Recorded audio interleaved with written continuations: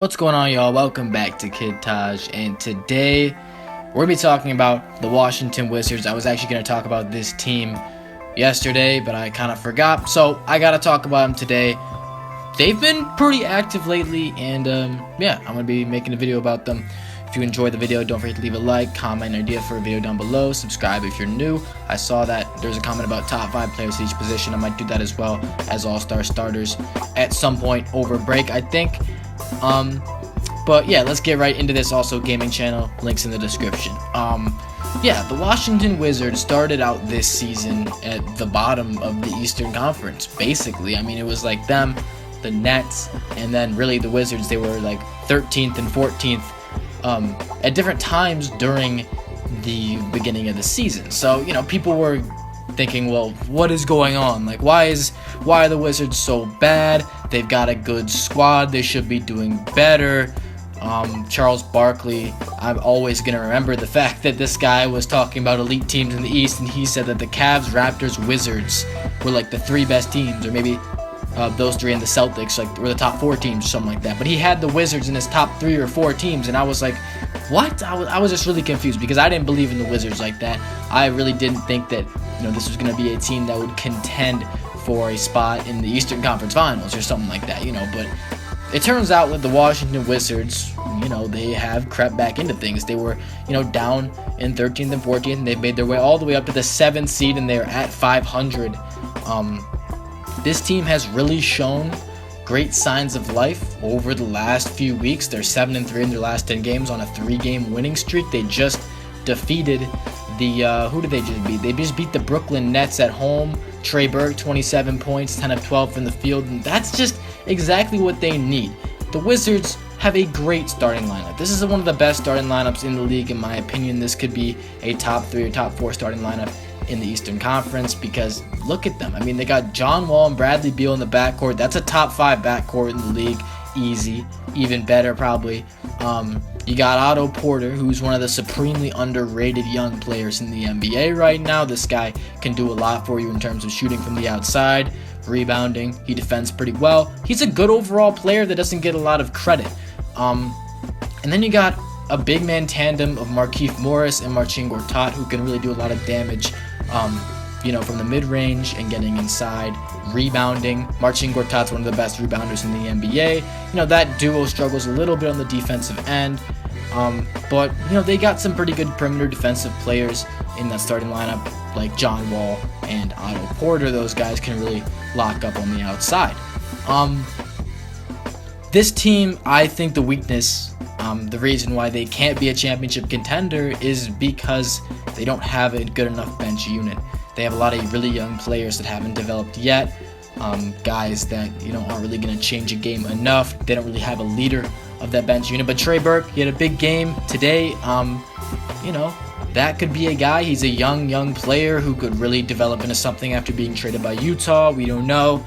But the point is, this Wizards team has a very bright future, at least right now in this year, because they're trending upwards. They've got some really good players, and they just need a couple of those bench players to step up and give them a formidable bench, you know, that can do something against other opponents' benches. And I actually made a video about the Wizards a little while back, and, you know, what's up with the Wizards? Well, the Wizards have come all the way into the 7th spot in the Eastern Conference. They're tied with the Hawks, the 500. Actually, the Bucks too. They're also tied with the Bucks. All 3 of those teams are 500, but, you know, a win would put them. I mean, they're only half a game behind the Knicks, so that they would be right up in the 5th spot. You know, if they could get, you know, a few things to go their way. But the Wizards, basically, this team has got something to offer, I think, and we're gonna find out more about that. But I also just want to address the season that John Wall has been having. I feel like this guy could be the most underrated superstar player in the NBA right now. What he's doing for the Washington Wizards team has just been going. No one's covering this guy. I mean, why isn't John Wall getting enough press? Why isn't he a candidate to start in the All-Star game this year? We keep hearing about, you know, the backcourt starters for the All-Star game. We hear about Isaiah Thomas, Kyrie Irving, DeMar DeRozan, Kyle Lowry, Isaiah Thomas. you hear about those guys. And John Wall, I guess you could really put his name in with those guys. But to me, it's like this guy should be right up there with DeRozan and Irving or Thomas or Lowry or whoever you're going to start. There have been a lot of really good guards in the East, but I don't think a lot of the guards in the East are as well-rounded. I think John Wall is actually the most well-rounded guard in the Eastern Conference. I mean, I don't see, DeMar DeRozan, this guy is a really good... the only competition I would say with John Wall for most well-rounded guard in the East would probably be Kyle Lowry, because they're both, leaders of their team. They do a lot for their team. They play both sides of the ball. They can shoot decent from, their respective games. They can make their shots. But John Wall is one of the top playmakers in the NBA, as well as one of the top scorers in the NBA. He's averaging 24 points, 10 assists, and almost 5 rebounds per game, along with 2 steals. He's almost tops in the league in steals as well, and he's shooting a career high at 46% from the field. His three-point percentage is at 33, which, it's not great, but John Wall is certainly not a guy that, we expected to have a three-point percentage of, he was shooting 35 last year, and it's gone up and down, but I think he can get that up because he's kind of on and off with his shooting ability. His free throw rate is at a career high as well. The guy is simply just being more aggressive, and he's doing his thing on both sides of the ball, and he's leading this team. I don't think he gets nearly enough credit, because you look at other teams, like you look at the Raptors, for example. They're second in the East. They got DeMar DeRozan and Kyle Lowry as their backcourt. And you look at those two guards and you think, well, man, they do a great job. They put up these great numbers. They win these games. But they have each other. I don't think John Wall has a player on his team, the caliber of a Kyle Lowry or a DeMar DeRozan or any other, Eastern Conference all-star starting guard. Like, I just think that, Bradley Beal is a very good player, very good scorer, but we all know who the real leader of this team is. We all know who got this team from the bottom of the Eastern Conference into the playoff race in 25 games. 25 games ago they were down there, and now they're up in the 7th spot. I mean, they're doing damage thanks to John Wall, really. I mean, he's been the man for them. I know this team's got some good players, but he's making this thing go. And I think that, the more you use John Wall, the more that this team goes as far as he can carry them, I think. And the Washington Wizards have definitely been better lately, and they will get an all-star in. I believe there's no way you can snub John Wall from the all-star game. It would be disrespectful. I think, I don't know if he should start, because I do think DeMar DeRozan is a lock for that starting spot. The other guard spot, I think, is really up for grabs, whether they give it to Isaiah Thomas, Kyrie Irving, Kyle Lowry, or John Wall. I think those 4 all have a chance. Kemba Walker is on the bubble, but I wouldn't consider him for that starting spot alongside DeRozan. Besides DeRozan, there aren't really any shooting guards that are that good. I mean, Dwayne Wade is probably the next best shooting guard besides DeRozan.